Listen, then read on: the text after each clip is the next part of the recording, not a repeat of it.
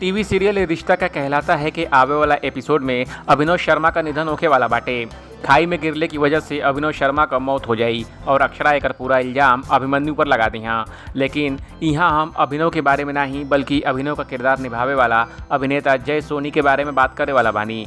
जय सोनी एगो इंटरव्यू में अपने किरदार, अपनी पत्नी और आवे वाला चैलेंजेस के बारे में बताओ ना। जय सोनी से सवाल पूछल गई कि आपके किरदार में सबसे खास बात का लगल। ए पर जय सोनी कहना, हमके ई बात का खुशी बा कि हमार कैरेक्टर निगेटिव टर्न नहीं भइल। बहुत सारा कैमियो ऐसन होला जो शुरुआत में अच्छा इंसान होला लेकिन बाद में जैसे जैसे कहानी आगे बढ़ेला उनकर कैरेक्टर बुरा बन जाला, लेकिन हमार कैरेक्टर में ऐसन ना भइल। अभिनव शर्मा एक अच्छा इंसान रहे और अंत तक अच्छा ही बनल रहल। आगे एक्टर से पूछल गई कि आप में और अभिनव के बीच में का समानता बाटे। ए पर जय सोनी कहना, अभिनव की तरह ही हमार भी पूरी दुनिया बाटे, हमार पत्नी और बेटी वाली, हमारी खातिर उ सब वाली।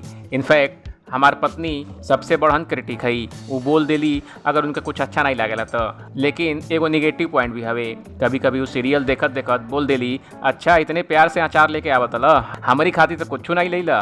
हा ऐसा नहीं है कि हम घर में काम नहीं करेनी, कुछ काम कर लेनी लेकिन सारा काम नहीं आवेला। आगे जय सोनी से पूछल गई कि सोशल मीडिया ट्रोलिंग पर तोहके का कहे के बा।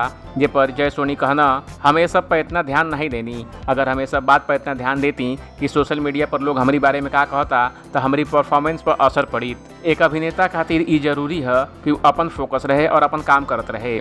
हम भी हुए कहीं और देखी आज हम अपनी परफॉर्मेंस से लोगों का दिल जीत ले बानी। बाकी वो गाना तो है ना, कुछ तो लोग कहेंगे कितना भी अच्छा कल लेकिन सबके खुश ना कल जा सकेला। तो ठीक बाटे।